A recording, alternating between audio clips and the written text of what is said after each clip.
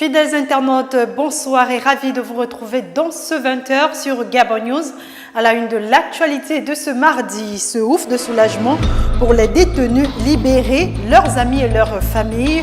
Après 6 mois d'emprisonnement, les étudiants gabonais Firmin Olo et Célestin Mito sont enfin libres. Une liberté qui a valu une conférence de presse ce mardi à l'université Omar Bongo. Mais avant, on parle de ce mauvais état des routes qui anime toujours les conversations à Libreville. Les élèves de l'école publique de Sotega passent par une voie qui pourrait nuire à leur santé car elle est bondée de mares et d'eau usée. Le constat avec Georges Mexon-Toutoum, Wildy Ologué et Patrick Charferi. Si les autorités gabonaises ont songé à restaurer quelque peu les bâtiments de l'école primaire de Sotega, ce n'est pas le cas pour la route qui y mène. Cette dernière est dans un état délabré qui pourrait causer des maladies aux élèves obligés de l'emprunter. La route de l'école, elle ne concerne pas que l'école, elle concerne les populations de Sotega, école. Ça fait quoi? Ça fait, on va dire, depuis ma naissance dans Sotega, cette route-là était toujours comme ça. Les hommes politiques sont arrivés nous faire plusieurs promesses, comme quoi la route devait être faite. Cette route-là sort normalement à la Cité de la Démocratie.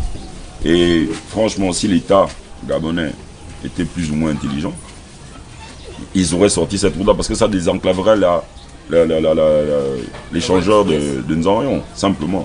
Mais la route-là est comme ça parce qu'il y a des hommes politiques qui sont arrivés ici. Ils se disent que c'est le bastion de l'opposition. Au fil du temps, vu l'abandon de cette route, des maisons ont fini par y pousser. Si les populations arrivent à construire sur la route, c'est seulement parce que l'État ne fait pas son travail de contrôleur, de policier, on va dire. Si les gens se mettent à construire sur la route, on voit ici et là où la mairie vient demander de casser, parce que les gens ont construit sur la route. Mais pourquoi ils ne feraient pas pareil ici? Casser les gens qui sont... L'État quand même... Attends, l'État est propriétaire. Hein? Et je pense que l'État ne fait pas son travail dans le fond. Sotega est un quartier du 2e arrondissement de Libreville. Cette zone est aussi confrontée aux problèmes de sécurité. L'école a plusieurs fois été visitée par des vandales. On le disait en titre, détenus durant 6 mois pour troubles à l'ordre public, Firmin Olo et Célestin Mito sont officiellement sortis de prison. La Ligue estudiantine des droits de l'homme s'est adressée à la presse à ce sujet. C'était au campus universitaire de Libreville. Nos reporters Georges Mexon-Toutoum, Wildy Ologué et Patrick Charferi pour Le Point. La Ligue estudiantine des droits de l'homme, un mouvement des étudiants de l'université Omar Bongo, a rendu hommage à Firmin Olo Obian et à Célestin Minto ce mardi devant la presse. La Ligue estudiantine des droits de l'homme vient par le présent communiqué annoncer la libération officielle des étudiants Firmin Olo et de Célestin Mito après une longue procédure judiciaire qui s'est sondée par un non-lieu. Nos camarades ont passé 6 mois en milieu carcéral pour avoir défendu la cause des meilleures conditions de vie et d'études de la communauté estudiantine gabonaise. Aujourd'hui, devenu grand symbole de la lutte et de la résistance, la Ligue vous rend hommage. En défenseur des droits de l'homme, Anatole Normezui et ses amis ont aussi tenu à condamner une fois encore l'arrestation de ces jeunes. Il est inadmissible dans un état de droit que l'on puisse infliger à un étudiant un traitement punitif et privatif de ses libertés fondamentales parce qu'il aurait dénoncé le caractère arbitraire des exclusions des étudiants, parce qu'il aurait revendiqué l'installation du Wi-Fi à l'université, puisque le 21e siècle est un monde numérique. La Ligue a également affirmé que malgré une détention de plus de 6 mois, les problèmes de l'université n'ont pas changé.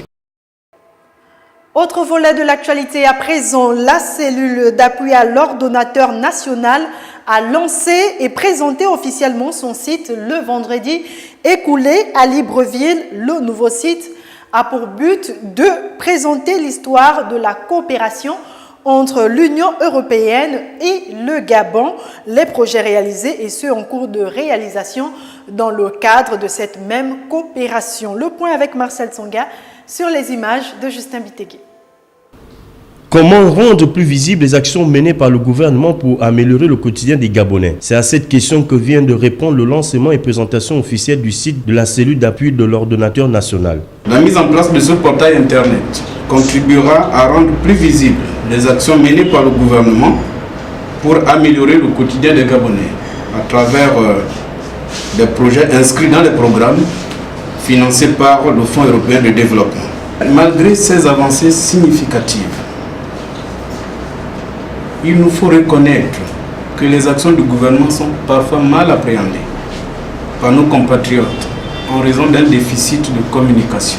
Ce site permettra aux Gabonais d'avoir des informations claires, utiles, objectives des actions du gouvernement. Le site internet de la CAMO est un dispositif numérique supplémentaire au sein du ministère de l'économie, de la promotion des investissements et de la prospective, qui fournira aux citoyens gabonais et à tous ceux qui veulent intervenir au Gabon des informations utiles, claires, objectives et complètes sur les actions menées par le gouvernement pour mettre en œuvre le plan stratégique Gabon émergent et la stratégie nationale de développement humain avec le concours de l'Union européenne.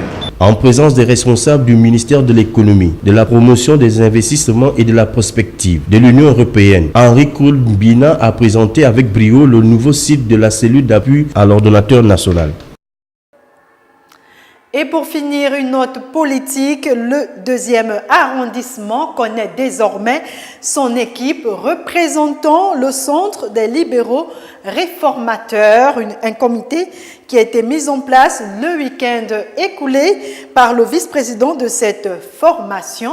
Son ambition est d'étendre son champ d'action dans la capitale gabonaise et de gagner surtout de nouvelles batailles sur le terrain. Le compte rendu est signé Kenny Ongori et Justin Bitegui. Dans le cadre de ses activités politiques et en vue d'élargir son champ d'action, le Centre des libéraux réformateurs a procédé le week-end dernier à l'installation de la délégation du 2e arrondissement de Libreville au quartier Anton-Rabert. Sont nommés membres de la délégation du 2e arrondissement de Libreville. Et les délégués d'arrondissement, Madame Landine Adam Nébé.